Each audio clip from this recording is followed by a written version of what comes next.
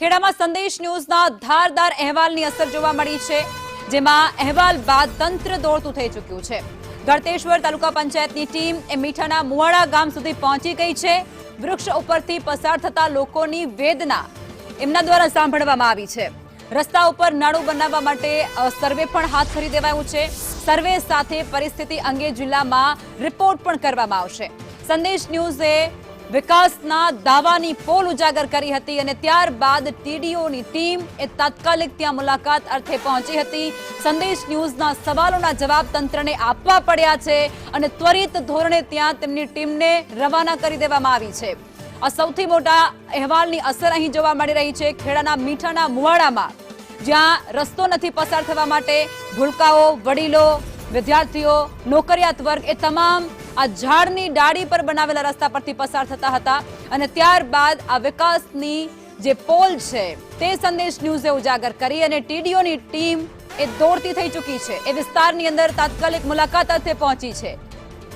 સર્વે હાથ ધરવામાં આવ્યો છે અને હવે ખૂબ જ જલ્દી આ વિકટ સમસ્યાનું સમાધાન મળી જશે એ ગ્રામજનોને તેવું આશ્વાસન પણ એ ગ્રામજનોને અત્યારે મળી રહ્યું છે। ગ્રામજનો પણ સંદેશ ન્યૂઝનો આભાર વ્યક્ત કરતા જોવા મળ્યા હતા કે છેલ્લા ઘણા સમયથી અમે ખૂબ કપરી પરિસ્થિતિનો સામનો કરી રહ્યા હતા, જીવના જોખમે અહીંથી પસાર થઈ રહ્યા હતા। સંદેશ ન્યૂઝે અમારી જે આ સમસ્યા હતી તેને વાચા આપી અને એની ધારદાર અસર જોવા મળી છે અને અત્યારે ત્યાં ટીડીઓની ટીમ એ તાત્કાલિક અસરે પહોંચી ચૂકી છે। ત્યાં સર્વે હાથ ધરવામાં આવી રહ્યું છે અને ખૂબ જલ્દી તેમની આ તમામ જે સમસ્યાઓ છે તેમનાથી તેમને રાહત મળી જશે। કોઈ વૈકલ્પિક રસ્તો તેમને શોધી કાઢવામાં આવશે તે પ્રકારનું આશ્વાસન પણ આપવામાં આવ્યું છે।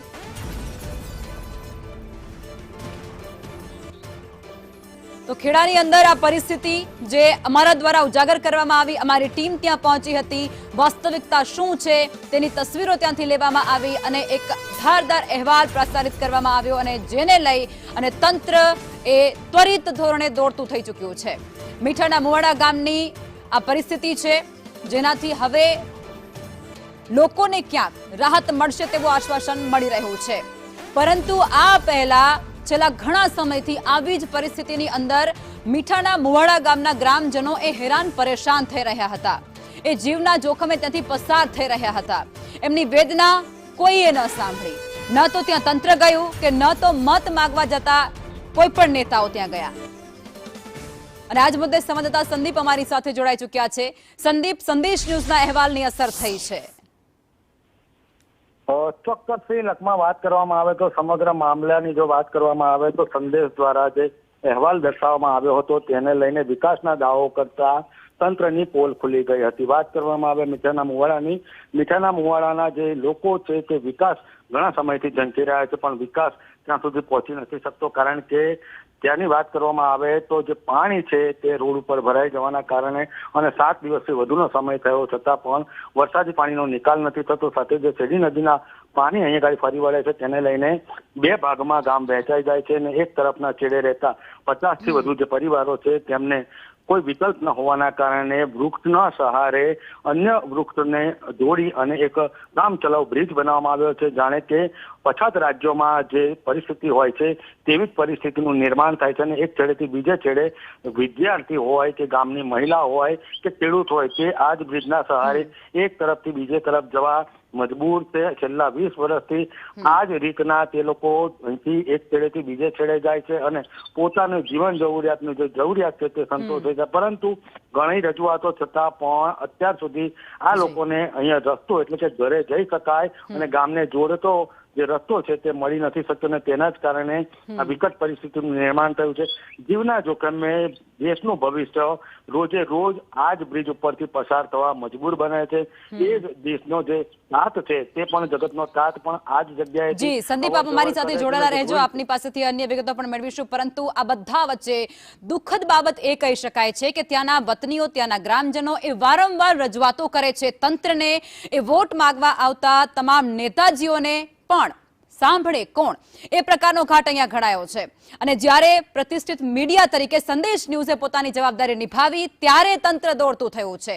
પહેલા એ સ્થિતિ શું હતી તેમને ખબર જ હતી, વારંવાર તેમના સુધી એ બાબતો પહોંચાડવામાં આવી હતી, રજૂઆતો કરવામાં આવી હતી, એમની પાસેથી મદદ માંગવામાં આવી હતી, પરંતુ ત્યારે તંત્ર દ્વારા આંખ આડા કાન કરવામાં આવ્યા, કોઈને જવાબ આપવામાં ન આવ્યો અને આખરે હવે અમારી ટીમ દ્વારા જ્યારે ત્યાંની ગ્રાઉન્ડ ઝીરો રિયાલિટી બતાવવામાં આવી ટીવી સ્ક્રીન પર, ત્યારે અધિકારીઓ દોડતા થયા છે અને ત્યારે તેઓ ત્યાં પહોંચ્યા છે. સર્વેની કામગીરી હાથ ધરવામાં આવશે તેવા આશ્વાસન આપી રહ્યા છે. ગ્રામજનો ખૂબ મુશ્કેલીમાં હતા, એ ગળાડૂબ પાણીમાંથી પસાર થતા હતા. સંદીપ અમારી સાથે લાઈવ જોડાઈ ચૂક્યા છે. જી સંદીપ, અપડેટ શું છે અત્યારે?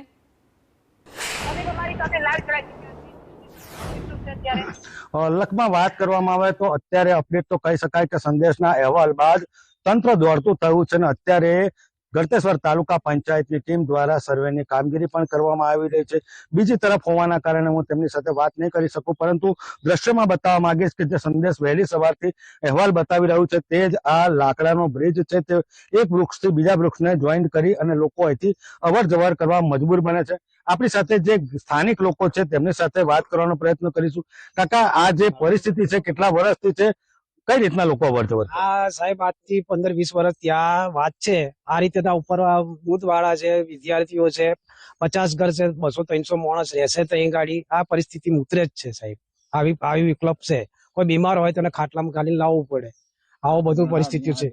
નિહાળ જવા વાળા વિદ્યાર્થીઓને કોઈ તો ખભે બેહાડીને ઉતારવા પડે, એવું બધું હોય છે સાહેબ. આવું ચોક્કસથી ખૂબ જ પછાત રાજ્યોમાં જે દ્રશ્યો આવે છે તે આ વિકસિત રાજ્યોમાંથી આવે, ખૂબ જ કહી શકાય કે ગિલ્ટી વાળી વાત છે. પરંતુ કાકા, આ પરિસ્થિતિનું નિર્માણ કઈ રીતના થાય છે, કેટલા સમયથી શું કરવું પડે તમારું?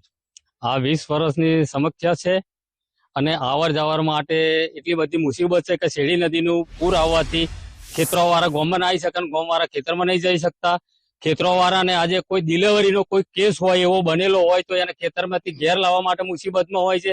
કોઈ ઝેરી જાનવર જો કોઈને એને કરડેલું હોય તો એને લાવવા માટે બહુ મુસીબત હોય છે.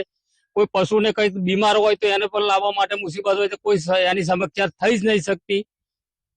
બાળકોને ભણવા માટે પણ એટલી બધી મુસીબત પડે છે કે છોકરાઓને આજે શિક્ષકોને બચારા એ યાર શું કરે કે કારણ કે આજે સ્કૂલમાં આવી ના શકતા હોય ભણવા માટે, એટલે એમનો અભ્યાસ બગડતો હોય છે. કેવી રીતે આવું આટલા મોટા પૂરમાંથી અમને કોણ એ બાજુ લેવા આવર જવર માટે કોણ લેવા જાય ને આવે બધું મૂકવા જાય અમને? કાકા, શું આનો નિકાલ શું થાય છે? કોઈ માગણી કરી શકે? તો આના માટે અમારે કઈક મોટો કઈક એવો બ્રિજ મોટો બનાવી આપે કે પછી મીઠાના મોવાડાથી પીપલવાડા જવા માટે રસ્તો બનાવી શકે, એવો કોઈક અમને કોઈ તો કરી આપે તો સારું. એમ વૈકલ્પિક સુવિધા ના કહી શકાય, વૈકલ્પિક આ લોકો માટે માર્ગ છે, કારણ કે મુશ્કેલીમાં એકમાત્ર વિકલ્પ છે. કાકા, આ બ્રિજનું નિર્માણ એટલે બ્રિજ તો ના કહેવાય, પણ આ કઈ રીતના બનાવ્યું છે? એક છેડેથી બીજા છેડે કેમનું જવાય? એક છેડે બીજા છેડે તો જઈ જ ના શકાય ને. વરસાદી પાણી હોય એ ટાઈમે તો જઈ જ ના શકાય. જયારે જવું હોય તો એને એની ઉપર એક થી બીજા ઝાડ ઉપર લાકડો ને એનો મૂકીને ગોઠવી તો જ જઈ શકાય, બાકી ના જઈ શકાય. આ તો પણ ખાનગી રસ્તો છે ને, સરકારી કોઈ રસ્તો જ નહીં. નીચે જે સરકારી રસ્તો છે એમની અંદર તો પાણી જ ભરેલું રહે છે. છેક જ્યાં સુધી એનો નિકાલ ના થાય ત્યાં સુધી પાણી જ ભરેલું રહે. જયારે પાણી ચૂહાઈ જાય તો જ એ રસ્તા રહીને જઈ શકાય. કેટલા ટાઈમથી આ વરસાદી પાણી તો નથી જ, પણ કેટલા ટાઈમ પછી આ સુકાશે? આ તો લગભગ 2 મહિના નીકળી જવાના. આ તો દિવાળી ઉપર કદાચ ખાલી થઈ રહે. જો ચાલુ વરસાદ પડે તો આ ખાલી જ ના થઈ શકે. કાકા, ઘણા સમયથી તમે તો અહીંયા ગાડી જોવો છો, તમારા જ ખેતરમાંથી લોકોને જવા આવવા દો છો, શું સમસ્યા છે, શું ઉકેલ થાય એનો? કાકા, આ છે ને કે ખેતરમાં જવાના લોકોને બહુ તકલીફ પડે છે અને આ તો અમે સારા છીએ તે લોકોને જવા દઈએ છીએ, નકર કોઈ જવા દે નહીં.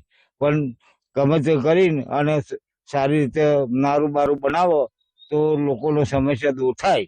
પણ પેલ બાજુના લોકો આ બાજુ રહેવા જાય શું વાંધો આવે? પણ ગામની અંદર જગ્યા ના હોય તો પછી કઈ આવે? ચોક્કસથી લખમાં જે દ્રશ્યો છે તે ઘણું કહી જાય છે, કારણ કે જે સ્થાનિક ખેડૂતો છે વર્ષોથી અહીંયા ગાડી વસવાટ કરે છે, કારણ કે આ જે રસ્તો છે તે મીઠાના મુવાડાથી પીપલવાડાને જોડતો રસ્તો છે અને તેની વચ્ચે 50 થી વધુ પરિવારો છે, 3 જેટલા વિસ્તારો છે, તેમાં રહેતા લોકોને આ હાલાકીનો સામનો કરવો પડી રહ્યો છે. દેશનું ભવિષ્ય પણ આ જ 2 ડાળના સહારે અહીંથી પાણીનો જે રસ્તો છે તે પસાર કરી અને શાળાએ જવા મજબૂર છે. વાત કરીએ વિકાસના દાવાઓ વચ્ચે ચાલતા ગુજરાત રાજ્યના સમૃદ્ધ ગણાતા ચરોતરના આ પ્રદેશની મીઠાના મોવાડાના લોકો, ગ્રામજનો કેટલાય વખતથી વિકાસ ઝંખી રહ્યા છે, પરંતુ અહીંયા ગાડી જે વિકાસના દાવાઓ છે તેની ચોક્કસથી પોલ ખુલી છે. સંદેશના અહેવાલ બાદ તંત્ર દોડતું પણ થયું છે, પરંતુ ક્યારે મીઠાના મુવાડાના આ